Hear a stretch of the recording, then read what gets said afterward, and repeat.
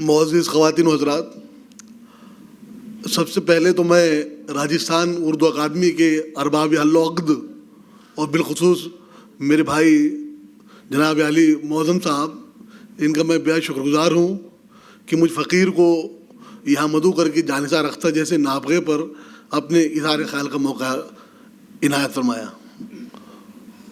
दूसरी बात साहब, मैं ये अर्ज़ करता हूँ कि इफ्तिताई प्रोग्राम से लेकर अब तक यहाँ बहुत साहिब राय हज़रात ने जानिसार पर अपने ज़रूरी ख़यालात का इज़हार फरमाया है। जदीदियत, तरक्की पसंद तहरीक, कम्युनिज़म, फ़िराक और जानिसार, साहिर और जानिसार, जानिसार और नासिर काज़मी, मीर और जानिसार, तो ये सारे मामलात और इन तमाम तर झमेलों से कुछ परे मेरा उन्वान है। अली अज़ी का बहुत कदीम शेर मुआज़ा करें कि कुफ्र काफिर को भला, मौदम साहब, कुफ्र काफिर को भला, शेख को इस्लाम भला, आशिका आप भले, अपना दिल आराम भला। तो मेरा मौजू है ये हमा खाना आफ्ताबस्त।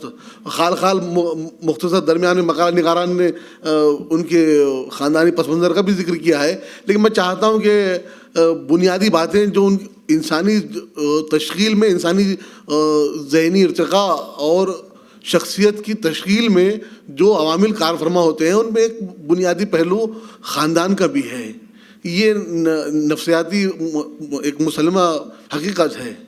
इस सिलसिले में आप देखेंगे कि, और मैं बहुत शमीम भाई, मैं बहुत ज़िम्मेदारी के साथ याद करता हूँ खालिद साहब के, दोनों ही खालिदैन, दोनों ही हमारे करीबी दोस्त हैं, वो बहुत काबिल हज़रात हैं जी। शाही साहब मौजूद हैं। बहुत ज़िम्मेदारी के साथ मैं अर्ज़ करता हूँ कि जितना कदीम विरसा उर्दू फ़ारसी शायरी में, जितना कदीम अदबी विरसा और तवील विरसा जानिसार के हिस्से में आया है, दूसरे किसी शायर के हिस्से में नहीं आया। ये आप देखें कि सिर्फ अपना ही ख़ानदानी विरसा तो बहरहाल ठीक है, लेकिन यहाँ तक मामला के ससुराली विरसा भी इनके नसीब में आ गया। मजाज लखनवी इनके निस्बत ही रहे हैं। मजाज से भी और हम 300 बरस पहले जाते हैं, जहाँ उस्मान हारूनी का जिक्र आता है, बेया जाना तमाशा कुन के दर अम्बो है जामाजा, बस सामान्य रसवाई सरे बाजार मीर अक़सम, कि देख मेरे महबूब देख कि इतने हज़ारों की भीड़ में हूँ और हज़ारों रसवाइयों के बावजूद मैं यहाँ नाच रहा हूँ। ईमान की बात यह है कि जानिसार अख्तर की ज़िंदगी भी इसी शेर के मिज़दाक हज़ारों रसवाइयों के साथ नाचती रही। इस सिलसिले में साहब, मैं पहली कड़ी जो अर्ज़ करूँ वो मीर सैयद तफज़्ज़ुल हुसैन ख़ान हैं। ये मीर तफज़्ज़ुल हुसैन ख़ान, यहीं से इनका सिलसिला शुरू हो रहा है जानिसार अख्तर का। मिर्ज़ा गालिब के बेहद करीबी दोस्त थे। दरबार टोंक और मिर्ज़ा गालिब का जो एक ताल्लुक़ रहा दिल्ली के अलावा, तो उस ताल्लुक़ में भी ये तफज़्ज़ुल साहब का बड़ा रोल रहा है। और हत्ता कि गालिब ने जो एक बहुत तारीख़ी कथा कहा है बकरीद पर, उस वक्त के वाली टोंक नवाब वज़ीरुद्दौला साहब के लिए कि शान में तो वो खिला से भी नवाजे गए।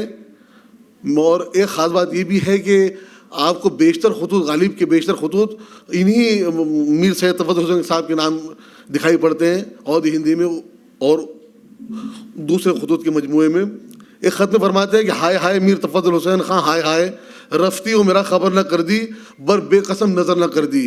यहाँ ये सुना गया है कि मीर अहमद हुसैन बड़ा बेटा उनका उनके काम पर मुकर्रर हुआ और मीर इरशाद हुसैन बदस्तूर नायब हैं।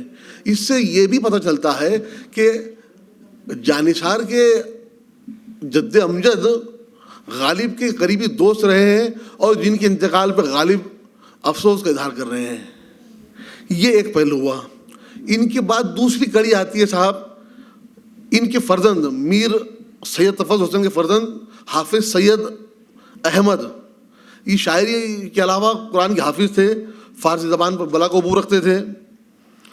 यहाँ से एक दूसरा ख़ानदान जुड़ रहा है, जो मैं इस गलतफहमी का इजाला कर दूं, किसी साहब ने कल कहा था, इस वक्त नाम ज़हन में नहीं आ रहा है, कि फजल हक खैराबादी उनके दादा रहे हैं।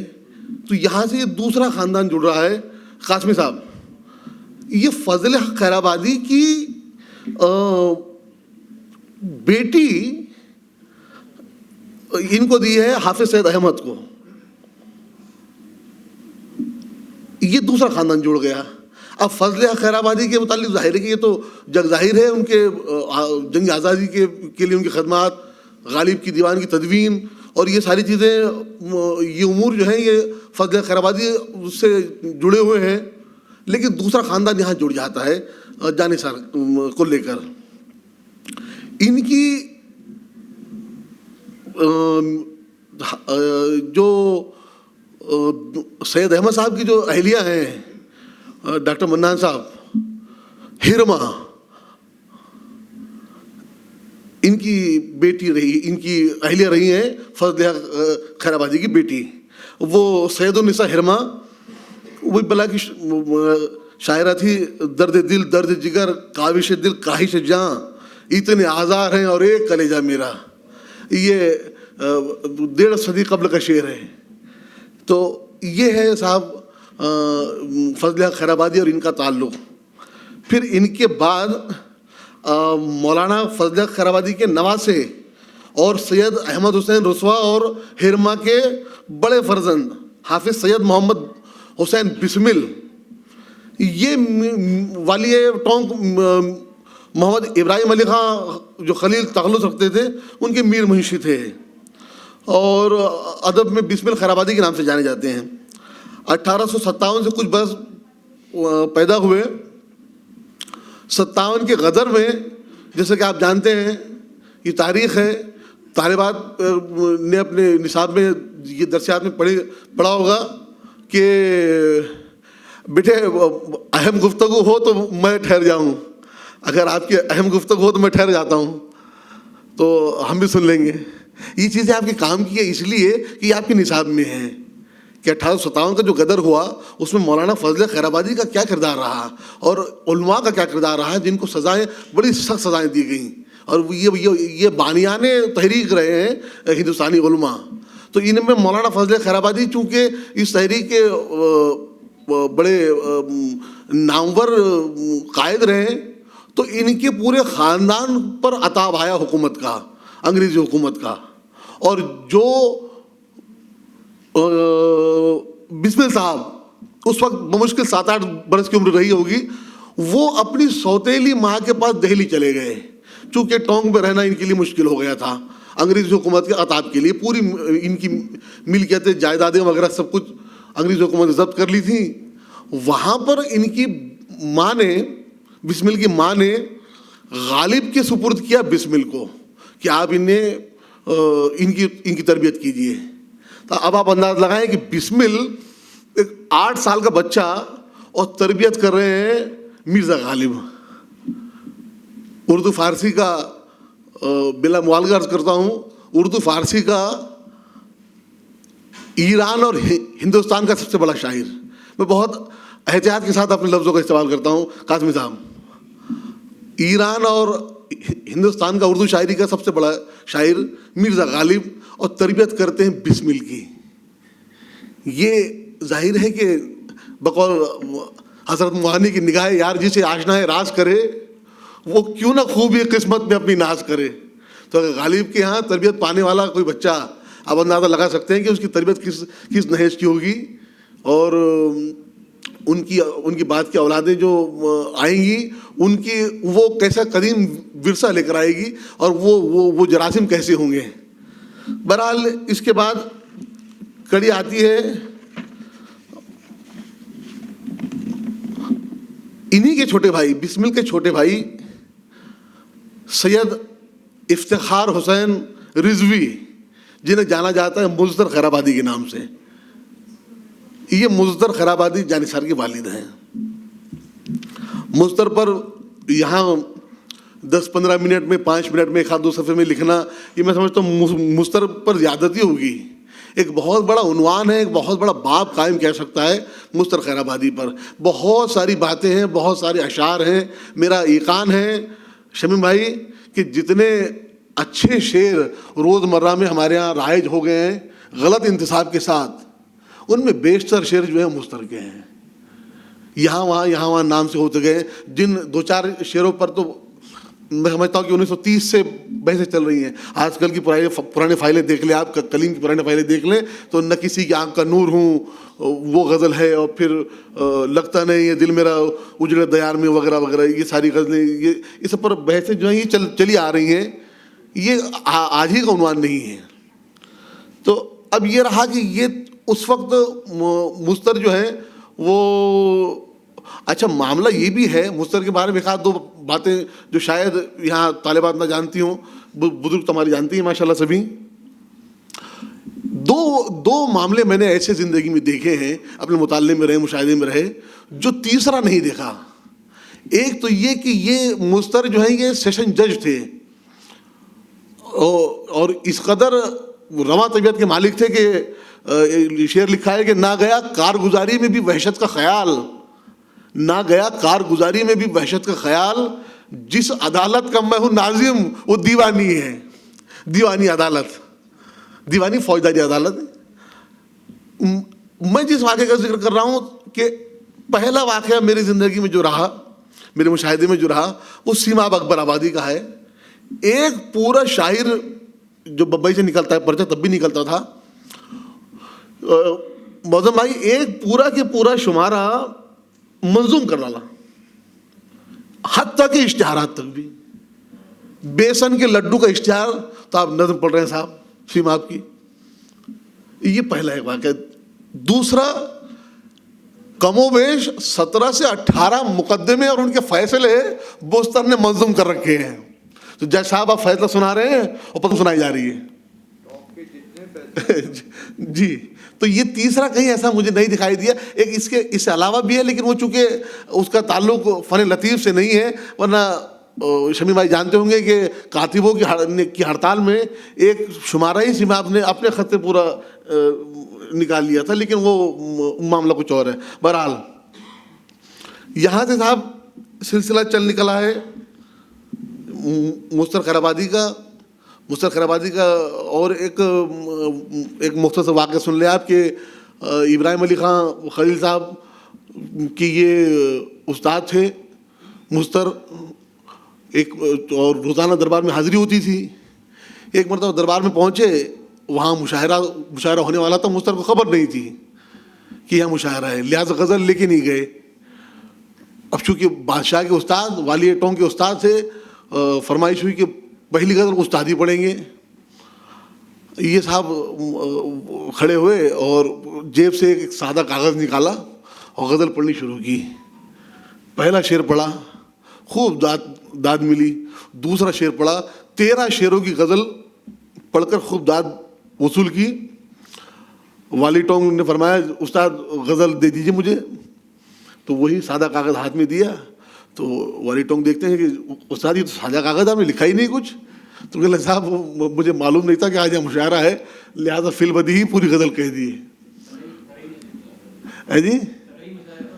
तो पहले के मुशायरे तरही होते थे, गैर तरही मुशायरे में जाना तो और कुफ्र को दावत देना, ये एक सी बात थी। गुलदस्ते और मुशायरे जो होते थे पहले, वो आजमाइश उसी पर तो होती थी। आपने आपकी लहक में और आपकी रवानी में क्या गज़लें कह ली, इससे आपके फ़न का अंदाज़ा नहीं होता था। लिहाजा हम ये तरह देंगे आपको और उस पर आप कह के आइए। तो ये मशाकी के नमूने थे, वो बहरहाल वो दौर चला गया। दूसरे मुस्तर की पहली बीवी के यहाँ एक मामला हो जाता है साहब। 31 मार्च 1937 को उनका इंतकाल हुआ। मुस्तर का मुतादिद मुख्तलिफ मकामात पर ये ड्यूटी में रहे, कहीं सेशन जज रहे, ग्वालियर में रहे, यहाँ कुछ अर्सा रामपुर रहे, कुछ अर्सा भोपाल वगैरह रहे। मुस्तर की पहली बीवी से 2 बेटे हैं, जिनमें सैयद एतबार हुसैन बरतर और सैयद यादगार हुसैन नश्तर शामिल हैं। बरतर के मुतालिक मुझे बावजूद तलाश बिसियार मवाद कहीं से कोई हासिल ना हो सका। अलबत्ता नश्तर जावेद अख्तर ने मुझे इत्तला दी, जावेद अख्तर साहब ने, कि ये कोऑपरेटिव बैंक में सुपरवाइज़र थे और खून की खराबी आर्जे से 1968 में इनका इंतकाल हुआ। इनके पसमानदगान जो हैं वो अलीगढ़ में बसते हैं। रईस अहमद वारसी नश्तर के शागिर्द रहे। इनका कुछ कलाम उनके पास मौजूद हैं नश्तर साहब का। अब आते हैं हम सेमिनार के मौजू पर। असल मौजू पर अख्तर ताबिंदा जानिसार अख्तर, मयाना कद, गंदूमी रंग, कुशादा पेशानी, खुमार आलूद पलकें, सुलगती हुई चमकदार आंखें, सुतवा लंबी नाक, पतले पतले होंठ, निकलती हुई ठुड्डी, कंगे की आराइश से बेनियाज कानों पर बिखरे हुए लंबे लंबे बाल, निगाहों में दर्दमंदी, होंठों पर मुस्कुराहट, चेहरे पर मासूमियत और भोलपन, मिजाज में सादगी, तबीयत में नज़ाकत, फितरत में कलंदरी, आदतों में लापरवाही, बातों में बेतकल्लुफ़ी, गुफ्तगू में शगुफ्तगी, अंदाज़ बयान में शाइस्तगी, आवाज़ में नरमी, लबो लहजे में घुलावट और लौच, बातचीत के दौरान बार बार उंगलियों से जुल्फ़ों को संवारने की ख़ास अदा, चाल ढाल में बेपरवाही और बेनियाजी, लिबास में क़नात पसंदी, कुर्ता और चौड़ी मोरी का सफ़ेद पाजामा, कभी कभी खुले बटनों के नेहरू कट वास्कोट, पाँव में चप्पल, ताल्लुकात में रखरखाव और म्यान रवि, बड़ों के साथ इज़्ज़त और एहतराम का रवैया, हम उम्र के साथ बेतकल्लुफ़ी खुश मजाकी, छोटों के साथ शफ़क़त और मोहब्बत और एक शफ़ीक बुज़ुर्ग मुखलिस दोस्त, हमदर्द साथी, बामुरवत मिलवर इंसान, मिलनसार इंसान, ये थे जानिसार अख्तर। ये नक्शा खींचा है आफाक हुसैन सिद्दीकी ने, इसलिए कि इस वक्त इस महफिल में जानिसार को देखने वाले, करीब से देखने वाले मेरे ख्याल से मौजूद नहीं है कोई। लिहाजा तालिबात को ये मालूम होना चाहिए कि नक्शा खींचा कैसे जाता है। हाँ, एक मरतबा देखा है, कल बताया आपने। तो एक मरतबा तो साहब हीरोइन का चेहरा भी याद ना हो तो जानिसार का कहाँ से याद हो जाएगा। तो हुजूर वाला ये नक्शा मैंने नहीं खींचा, ये आफाक हुसैन सिद्दीकी साहब ने खींचा है। 1914 में जानिसार पैदा हुए। मुस्तर जब वहाँ ग्वालियर में सेशन जज थे, विक्टोरिया हाई स्कूल में वहीं से उन्होंने मैट्रिक का एग्ज़ाम सेकंड डिवीज़न में पास किया। 34 में अलीगढ़ से साइंस में इंटर पास किया और 37 में बी ऑनर की सनद हासिल की। 39 में एमए उर्दू फर्स्ट डिवीज़न हासिल किया। गोल्ड मेडलिस्ट थे ये उर्दू तरक्की पसंद तहरीक में। इनसे बड़ा तालीम याफ्ता शायर कोई नहीं है कि जिसको गोल्ड मेडल मिला हो। तो ये अपने ज़माने के गोल्ड मेडलिस्ट रहे। उर्दू नावल और उसका इर्तिका इस उन्वान पर पीएचडी शुरू ही की थी कि विक्टोरिया कॉलेज ग्वालियर में नौकरी लग गई और यहाँ उन्हें अलीगढ़ छोड़ना पड़ा। अलीगढ़ मैगज़ीन की एक रिवायत ये भी थी कि वहाँ एमए साले दुआम के तलबा को ही एजाज़ी मुदीर बनाया जाता था, लेकिन ये रिवायत 2 मरतबा तोड़ी गई। पहली मरतबा मजाज के लिए तोड़ी गई। मजाज को बीए फाइनल ईयर के स्टूडेंट के तौर पर वहाँ एजाज़ी मुदीर बनाया गया और मजाज की जब मुलाजमत दिल्ली के लिए चले गए तो दूसरा ये एजाज़ जानिसार अख्तर को मिला जब ये बीए के तालिब इल्म थे, सैयद जानिसार हुसैन अख्तर। तो ये भी एजाज़ है। जिगर साहब का वाक़या कल परसों मैंने होटल में सुनाया था। यहाँ अब चूँकि मौका भी नहीं है उसका।